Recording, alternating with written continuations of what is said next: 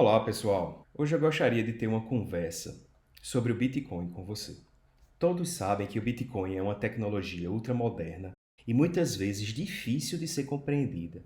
Onde estão os Bitcoins? Como se minera? Quais são as propriedades? Então hoje eu vou compartilhar um pouco da minha visão sobre o Bitcoin e como ele pode ser utilizado no nosso dia a dia como um meio de pagamento. Para tanto, eu vou usar um exemplo de uma cidade que eu tive a oportunidade de conhecer há alguns anos atrás.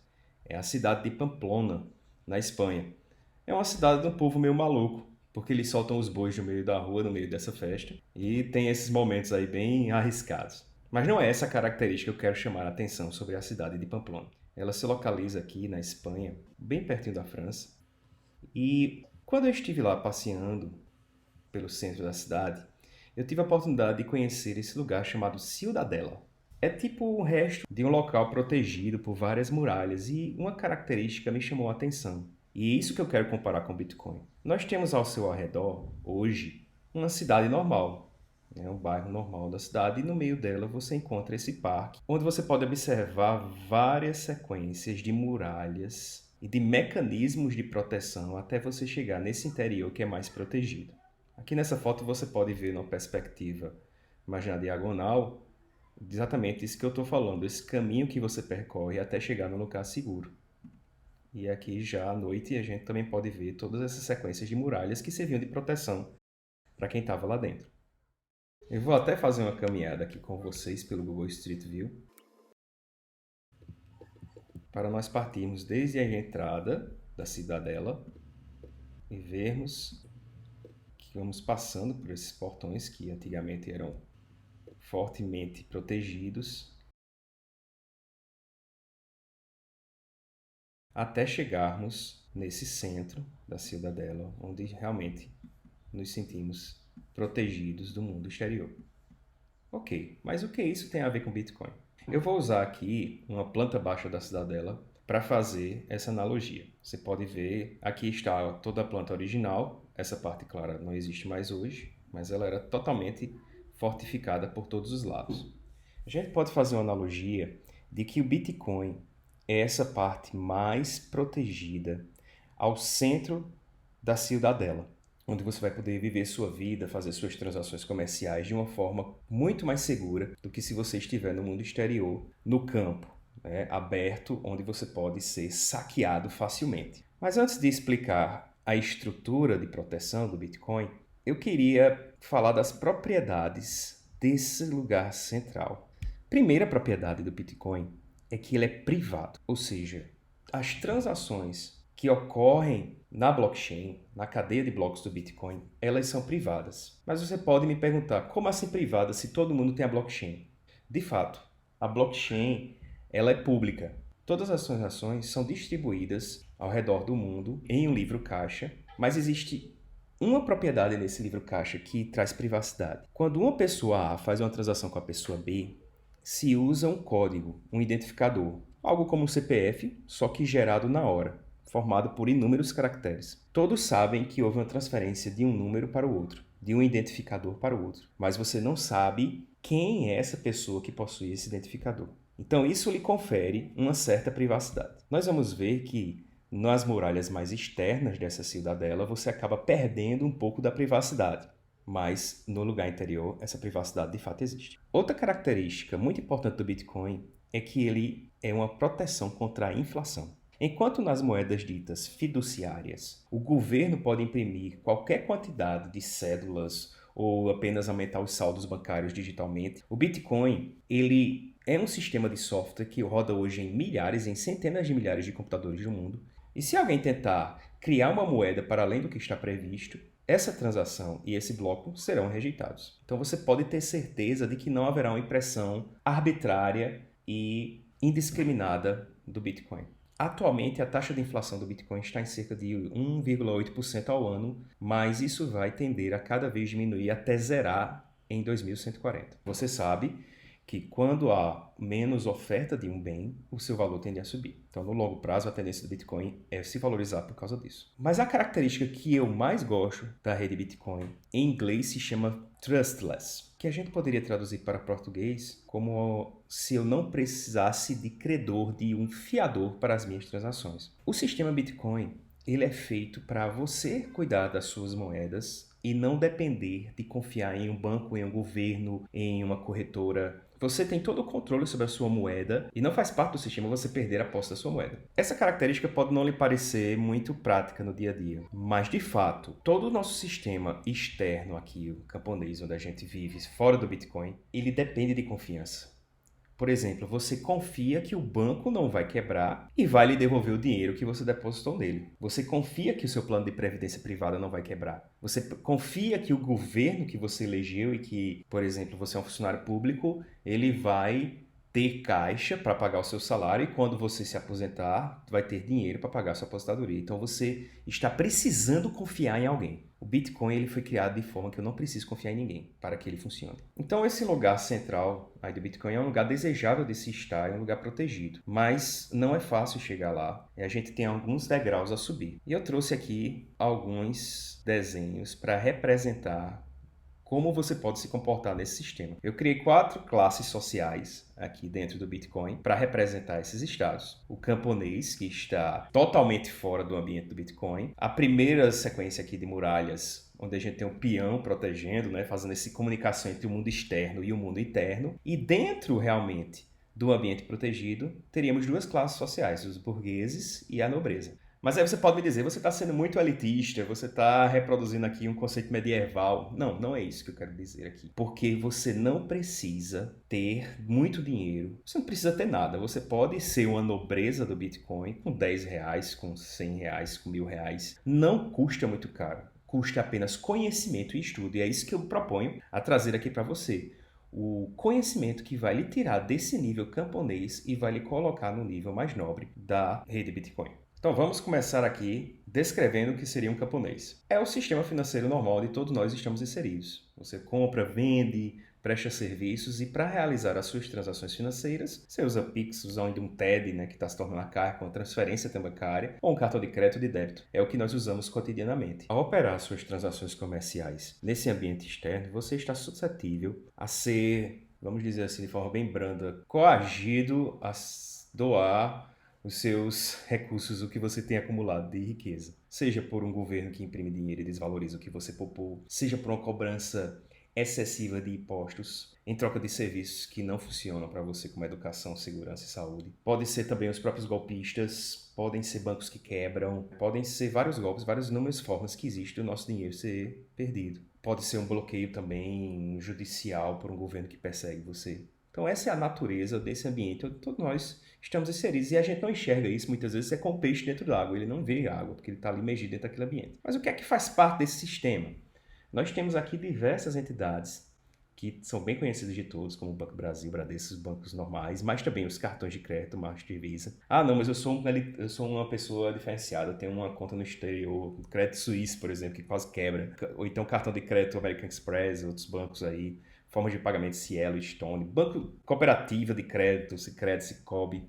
Não, eu sou uma pessoa consciente, eu faço investimentos na XP, na Bolsa de Valores, no Tesouro Direto. Todos esses serviços eles estão fora do ambiente Bitcoin e eles não possuem as propriedades que o Bitcoin pode lhe conferir. Existem algumas dessas entidades que eu coloquei na entrada aqui do caminho, né? Aquele caminho que eu mostrei a vocês é exatamente essa parte aqui em cinza escuro que a gente percorreu pelo Street View. E tem algumas entidades que estão querendo entrar, mas assim ainda está muito inicial. Por exemplo, no Nubank. No Nubank você pode comprar Bitcoin pelo próprio aplicativo. Mas você não está vendo Bitcoin.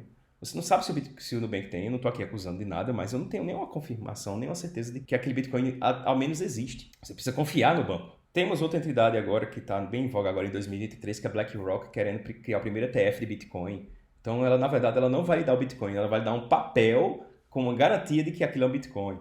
Ainda é o sistema externo, a proteção ainda é baixa, você tem poucas camadas de proteção porque você ainda precisa confiar em um terceiro. Mas então vamos lá, vamos começar a nossa escada em direção ao centro da cidade. Vamos agora para a classe dos peões. Eles já fazem outros tipos de transações comerciais.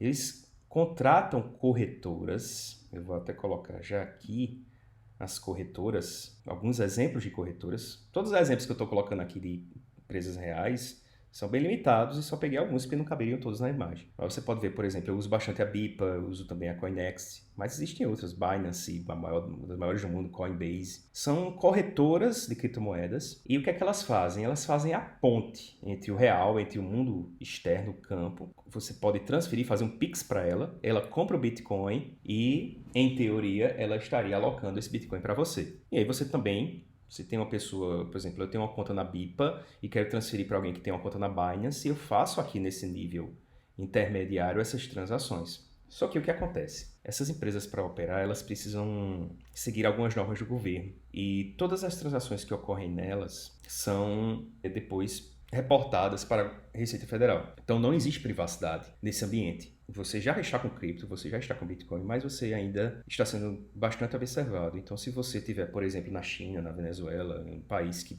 seja perseguidor, até mesmo Turquia, vários países onde há uma perseguição aos detentores de Bitcoins, onde ter Bitcoin ou negociar com Bitcoin é ilegal, você, se usar um serviço nesse nível, você está suscetível até ser processado. Então, você já começou a entrar no mundo do Bitcoin, mas não está protegido 100% dessa classe dos peões. Só mais um detalhe que eu gostaria de falar aqui é acerca da Lightning Network. A Lightning Network é um serviço de pagamento rápido e barato que funciona sobre o Bitcoin. Ele foi desenhado originalmente para você ter esse serviço rápido, mas sem você perder a posse dos Bitcoins que você tem. E isso funciona nas corretoras que estão aqui na camada dos peões. Só que, novamente, do mesmo jeito das transações que ocorrem no Bitcoin direto na blockchain, as transações que ocorrem na Lightning Network, elas também serão reportadas para o governo, senão as corretoras serão proibidas de atuar. Vamos caminhar para o próximo passo. Agora nós entramos na classe dos burgueses. Já estamos aqui na parte mais interior da cidadela, mas a gente está na classe, digamos assim, inferior. Por quê? Os burgueses, eles já usam a blockchain e a Lightning Network de um modo privado, de um modo seguro. E vou colocar aqui alguns exemplos de serviços que implementam isso. Vamos fazer um zoom aqui para chegar mais de perto. Por exemplo, uma ferramenta para a qual eu estou escrevendo diversos tutoriais é a Coinos. Mas além da Coinos, a gente tem a Wallet of Satoshi. Essas ferramentas, elas atuam como corretoras, como as que estão aqui nos peões, mas elas permitem que você faça um uso anônimo delas. Então, você não vai precisar mostrar seus documentos, você não vai precisar fazer o que a gente chama de KYC, que Know Your Customer, conheça o seu cliente. Você pode criar uma conta João Maria 123 lá e você vai conseguir transacionar normalmente pela rede Bitcoin, tanto pela Bitcoin como pela Lightning. E é essa forma de transação que a gente traz para esse ambiente mais interno. Você consegue transacionar de forma anônima. O que diferencia os burgueses da nobreza? Quando eu uso a Coinos e a Wallet of Satoshi, de fato, o Bitcoin ainda não está comigo, está na corretora. Se a Coinos sumir, se a Wallet of Satoshi desaparecer, você perde os seus Bitcoins. Por isso que eu coloquei os usuários desses serviços como a burguesia, mas não como a nobreza. Eles já estão protegidos dos inimigos externos, mas ele ainda tem um pouco de trust, da qual eles precisam depender. Eles precisam crer, eles precisam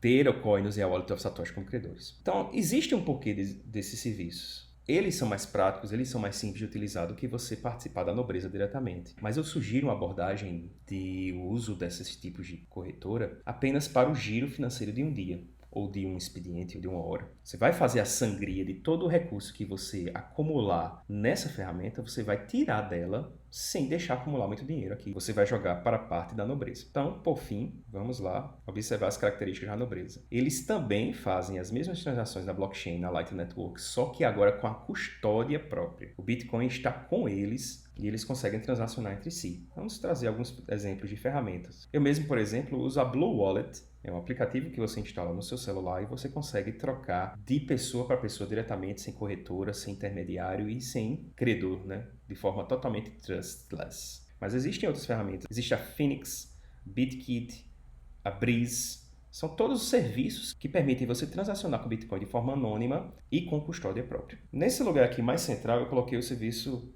digamos assim, um serviço difícil de implementar, mas que é muito nobre, chama-se Umbrel. Você adquire um computador, instala esse sistema lá e você vai conseguir ter o seu próprio nó Bitcoin, o seu próprio nó Lightning Network. Eu tenho um serviço desses, mas exige um certo conhecimento e um estudo. né, que estou ainda estudando o Braille há vários meses para configurá-lo de forma correta, mas é uma das formas mais seguras de se transacionar com Bitcoin. Antes de seguir para o último estágio das coisas que eu decidi colocar aqui, o lugar mais secreto e mais protegido, a gente vai voltar um pouco aqui na visão geral para falar um pouco dos termos práticos dessas classes. A gente não vai conseguir ser sempre nobre, nem sempre burguês, nem sempre peão. A gente sai algumas vezes da cidade, faz alguma coisa fora, volta. Mesmo jeito acontece o Bitcoin. A gente precisa fazer essas camadas, essas classes conversarem entre si. Por exemplo, se eu recebo o meu salário em real e eu quero comprar Bitcoin, eu sou um camponês e eu tenho que virar um camponês para vir pegar o real e fazer um Pix para uma corretora. Da corretora transferir ou para minha carteira Coinus ou para minha carteira Breeze, por exemplo. Então há sempre um tráfego aqui de subida e descida dessas camadas, de entrada e saída nessa cidade para realizar as suas transações. Por exemplo, um comerciante, ele recebe um valor pela Coinus,